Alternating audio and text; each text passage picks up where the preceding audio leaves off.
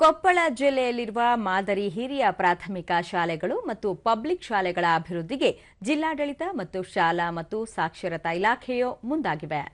ಜಿಲ್ಲೆಯಲ್ಲಿ ಹಲವು ಕೈಗಾರಿಕೆಗಳ ಸಿಎಸ್ಆರ್ ಅನುದಾನವನ್ನು ಬಳಸಿಕೊಂಡು ಶಾಲೆಗಳಿಗೆ ಸುಸಜ್ಜಿತ ಕಟ್ಟಡ, ಶೌಚಾಲಯ, ಆಟದ ಮೈದಾನ, ಕುಡಿಯುವ ನೀರು, ಆಧುನಿಕ ತಂತ್ರಜ್ಞಾನ ಕೊಠಡಿಗಳ ನಿರ್ಮಾಣಕ್ಕೆ ಜಿಲ್ಲಾಡಳಿತ ಕ್ರಮ ವಹಿಸುತ್ತಿದೆ.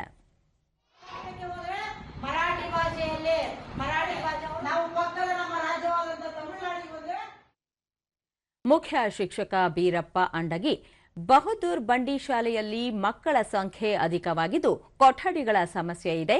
ಜಿಲ್ಲಾಡಳಿತ ಸ್ಪಂದಿಸಿದರೆ ಸಮಸ್ಯೆ ಪರಿಹಾರವಾಗಲಿದೆ ಎಂದರು.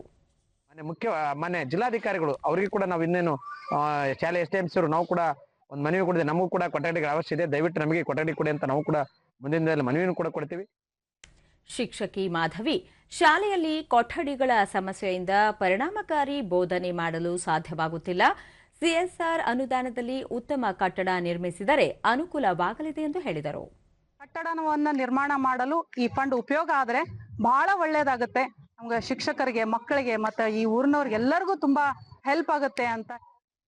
ಶಾಲಾ ಮತ್ತು ಸಾಕ್ಷರತಾ ಇಲಾಖೆ ಉಪನಿರ್ದೇಶಕ ಸೋಮಶೇಖರ ಗೌಡ, ಜಿಲ್ಲೆಯ ಗ್ರಾಮೀಣ ಪ್ರದೇಶದಲ್ಲಿ ದ್ವಿಭಾಷಾ ಪಬ್ಲಿಕ್ ಶಾಲೆಗಳನ್ನು ಸ್ಥಾಪಿಸುವ ಮೂಲಕ ಮಕ್ಕಳ ಕಲಿಕೆ ಮತ್ತು ಆಸಕ್ತಿಯನ್ನು ಹೆಚ್ಚಿಸಲು ಕ್ರಮ ವಹಿಸಲಾಗುತ್ತಿದೆ ಎಂದರು.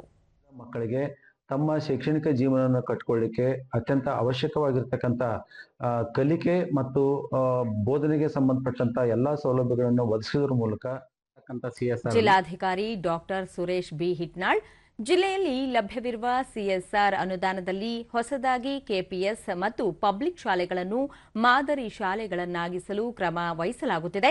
ಈಗಾಗಲೇ 8 ಕಂಪನಿಗಳೊಂದಿಗೆ ಒಪ್ಪಂದ ಮಾಡಿಕೊಳ್ಳಲಾಗಿದೆ ಎಂದು ಹೇಳಿದರು. ಖಾಸಗಿ ಶಾಲೆಗಳಾಗಲಿ, ಖಾಸಗಿ ಪ್ರೌಢಶಾಲೆಗಳಾಗಲಿ ಇಲ್ಲ. ಉದಾಹರಣೆಗೆ ಯಲಬುರ್ಗಾ, ಕುಕ್ನೂರು, ಅದೇ ರೀತಿ ಬೇರೆ ಭಾಗಗಳಲ್ಲೂ ಕೂಡ ಸಂಖ್ಯೆ ಕಡಿಮೆ. ಹಾಗಾಗಿ ಸರ್ಕಾರಿ ಶಾಲೆಗಳ ಮೇಲೇನೆ ನಮ್ಮ ಮಕ್ಕಳು ಅವಲಂಬಿತರಾಗಿರೋದ್ರಿಂದ ಹೆಚ್ಚಿನ ಅನುದಾನ ಬೇಕಾಗ್ತದೆ ಮತ್ತು ಅದನ್ನ ಪರಿಣಾಮಕಾರಿಯಾಗಿ ನಾವು ಬಳಕೆ ಮಾಡಬೇಕು.